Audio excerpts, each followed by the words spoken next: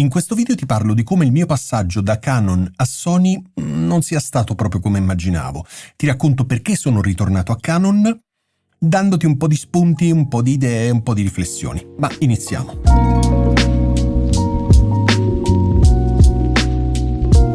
Non so se hai visto, qualche tempo fa ho pubblicato un video sul mio canale dove annunciavo il mio passaggio da Canon a Sony. È stato un video che ha avuto anche un bel po' di visualizzazioni e ho avuto anche tanti commenti da parte di persone che dicevano bravo, finalmente sei passato a Sony, non te ne pentirai, Sony è la migliore, eccetera eccetera. Ora, se mi conosci sai che a me non me ne frega niente dei brand, Sony, Canon, Nikon, Fuji, chi che sia, non me ne frega assolutamente niente. Io voglio qualcosa che funzioni per me. Questo discorso è molto soggettivo, però apre tutta una serie di riflessioni che mi piacerebbe vedere nei commenti qui sotto. Allora, quindi, se sei un tifoso sfegatato di Sony o di Canon, ti prego, cerca di essere oggettivo. Ok, bene. So che è difficile, però cerca. Ti racconto com'è andata dopo quel video. Come ti raccontavo in quel video, ho studiato tantissimo, ho cercato di imparare il menu di Sony, me la sono personalizzata al massimo. Però non è mai scattato amore tra me e quella Sony. Soprattutto perché, e qui ammetto il mio errore, se mi conosci sai che non sono una persona che non ammette i suoi errori, anzi quando li faccio li condivido perché ho imparato qualcosa e perché anche tu magari puoi imparare qualcosa. Ho sbagliato perché io venivo da una Canon, che è quella che mi sta riprendendo in questo momento, M6 Mark II, che era ed è una signora fotocamera. L'M6 Mark II era l'ammiraglia della linea M di Canon, quindi una super macchina fotografica, uscita anche qualche tempo fa ovviamente, molto sottovalutata, e non ne capisco il motivo, forse le persone non hanno preso in simpatia questa serie o non lo so perché, ma è una signora macchina fotografica, soprattutto nei video, e quelli che hai visto finora sul mio canale sono, dal mio punto di vista, ottimi, da un punto di vista proprio di qualità. E quindi venivo da una macchina che, anche se ha un po' di anni, era comunque la migliore nel segmento M.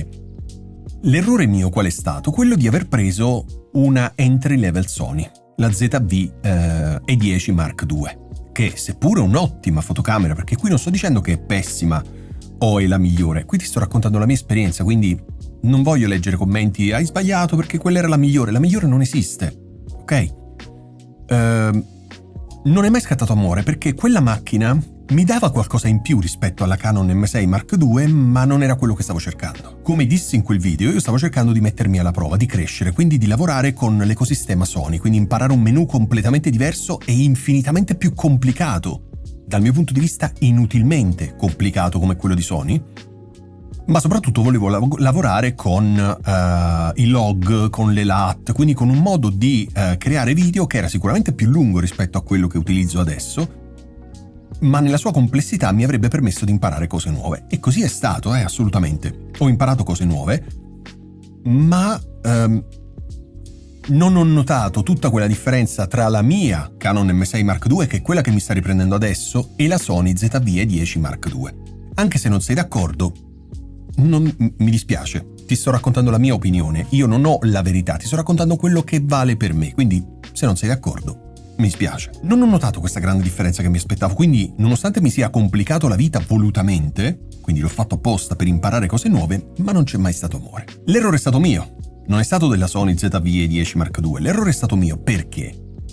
Perché sono passato da una macchina fotografica, seppur di qualche anno, con qualche anno in più, ma un'ammiraglia di quella linea a un entry level di un'altra marca, seppur molto più nuova.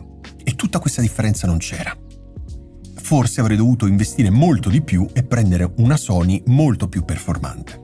Forse questo è stato il mio, anzi, sicuramente è stato questo il mio errore. E poi inoltre mi aspettavo qualcosa di diverso e ho capito una cosa che può essere molto utile per te.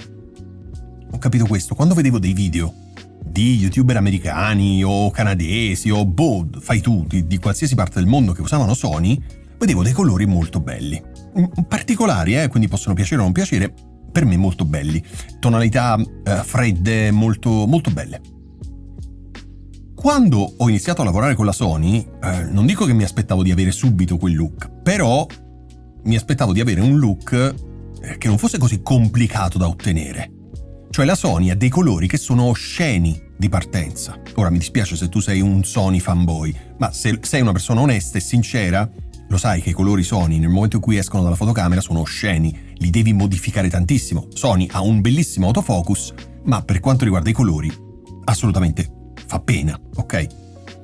E quindi avrei dovuto lavorare veramente tantissimo, e quindi quegli youtuber lì lavorano veramente tantissimo sui colori. Probabilmente adesso hanno sviluppato un loro modo di fare color grading e color correction per cui gli risulta facile, però per una persona abituata ai colori Canon, che vuoi o non vuoi, che tu sia fanboy di Canon, fanboy di Sony o quello che ti pare, i colori di Canon sono tutto un altro pianeta, e lo stai vedendo. I colori che vedi adesso escono tutti dalla macchina fotografica. Io non faccio color correction, non faccio color grading, non mi interessa, quindi quando faccio un video io, quello che viene fuori dalla macchina da un punto di vista video è quello che diciamo carico su Final Cut Pro X, basta.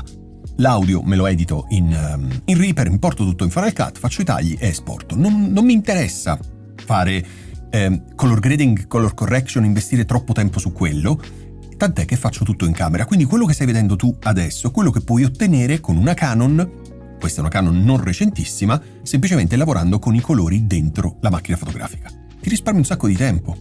Quindi che cosa è successo? Nonostante il mio errore nel credere che da un punto di vista di colori fosse un po' più semplice ottenere dei colori, perché io volevo lavorare con le LUT, volevo lavorare con quel tipo di log di Canon, di Sony, scusami, ma non mi aspettavo che fosse così inutilmente complesso, perché io volevo imparare cose nuove, ma non volevo perdere tempo su cose che sono abituato ad avere in un attimo. Quindi che cosa è successo? Che sono ritornato a Canon. Sono ritornato a Canon e ho preso la Canon R8, che è una full frame. Costa pochissimo in più rispetto alla Sony ed è una full frame.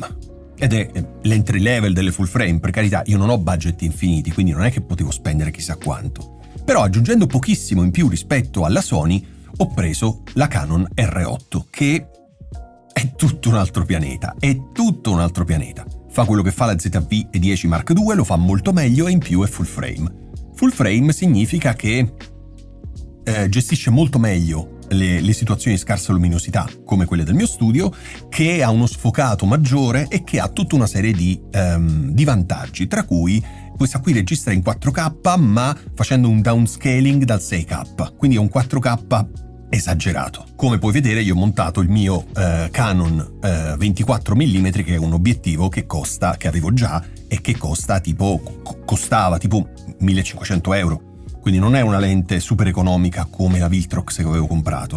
Ora, io so che Viltrox non è che aveva la pretesa di essere uguale a questa lente, però il mio budget era quello, ok? Quindi l'ho ottimizzato ritornando a Canon, prendendo l'R8 che è una signora fotocamera e utilizzando una lente che è super. E quindi adesso questo è il mio setup. Quindi la Canon R8 con il 24 mm EF adattato all'attacco R, perché come dissi anche in quel video, come ti confermo, le lenti della serie R dal mio punto di vista sono pessime. Canon, dal punto di vista di lenti Canon, io non lo so che cosa è successo in Canon, ma non lo so, le lenti F, soprattutto la serie L, questa qui col bordo rosso, erano le lenti migliori in assoluto che c'erano. Non lo so perché passando all'attacco R ha fatto delle lenti che sono plasticosissime, che sono cioè veramente non lo so che cosa è successo. Comunque io sono strafiero di avere questo 24 mm perché io non amo i video troppo nitidi, dove c'è la sharpness così elevata come le lenti moderne, quelle di Sony, quelle di Canon, eccetera eccetera. Questa qui è una lente che è molto più morbida e a me piace molto, lo stai vedendo, il look che a me piace è questo qui, molto più morbido con i colori Canon. Quindi ho fatto un errore gravissimo nel passare a Sony, ma pensavo e speravo fosse diverso. Ora, questa macchina fotografica qui è molto diversa rispetto alla mia, quella che mi sta riprendendo, anche se secondo me è la giusta evoluzione. Questa qui ha il log Canon, quindi comunque mi sto sfidando a imparare e a lavorare con una tecnica di colorazione diversa, però almeno so che i colori che escono dalla camera sono quelli, sono fedeli all'originale, non sono assurdi come quelli di Sony, ok? Probabilmente se avessi comprato una Sony super avrei avuto molti più vantaggi, però comunque i colori sono quelli, ok? Ho notato che nonostante io non abbia mai avuto problemi con l'autofocus di Canon, mai avuto un problema, e lo vedi nei video, anche perché ovviamente io sto fermo, quindi l'autofocus è perfetto. Questo autofocus ovviamente è molto più veloce perché sono passati anche degli anni, ma io comunque resto fermo, quindi comunque non ha tutto questo grande vantaggio per me l'autofocus, visto che i miei video, io sono fermo, se facessi video in movimento sicuramente noterei un miglioramento. Quindi ci tenevo a raccontarti la mia esperienza, quindi non è che Sony fa schifo e Canon è la migliore. Non l'ho detto e non lo dirò mai perché è molto soggettivo. Avendo tutti i soldi del mondo avrei provato anche Fuji, avrei provato anche Nikon, con macchine serie, e allora lì sì che avrei fatto la differenza. Avrei avuto 4 macchine, Sony, Canon, Nikon e Fuji, tutte e 4 full frame, tutte e 4 serie, tutte e 4 con lenti professionali, e allora lì sì che avrei visto la differenza. Purtroppo non ho tutti quei soldi e quindi non ho potuto farlo. E la cosa che ti volevo raccontare era proprio questa. Quindi ho commesso un errore nel passare a Sony. Probabilmente l'errore sarebbe stato meno grave se fossi passato a una full frame di Sony, ma costano molto di più. C'è uno scalino tra la ZV-E10 Mark II e la prima full frame interessante, che è uno scalino ampio, e Canon invece, con tutte le sue problematiche, ha colmato con questa macchina, perché ti ripeto, costa poco più della Sony ZV-E10, ma è tutto un altro pianeta, cioè è veramente un'altra storia. Qualcuno potrebbe dire grazie, stai paragonando una full frame a una mirrorless super compatta. Sì. Non ti stavo dicendo solo da un punto di vista di qualità, ovviamente questa è infinitamente migliore, ma da tutto, ok? Da tutto quello che ti ho raccontato finora. Ho fatto qualche video sul sito, lo vedrai, perché è super nitido, dove c'è una sharpness esagerata e non è proprio il mio stile.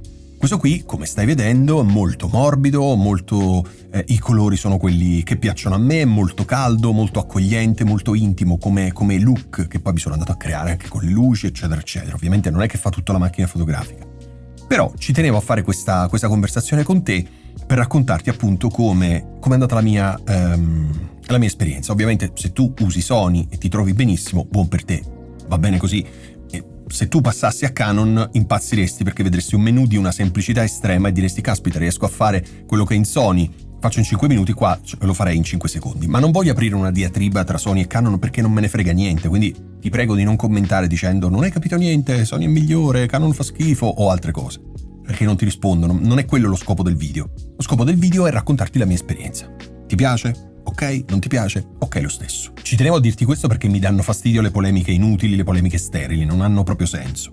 Quindi, che dirti? Grazie per aver visto questo video, e già ci sono dei video programmati sul mio canale con questa macchina, ma ci tenevo a fare un video dove ti raccontavo questo, ammettendo il mio errore. Ok? Grazie mille, noi ci vediamo prestissimo.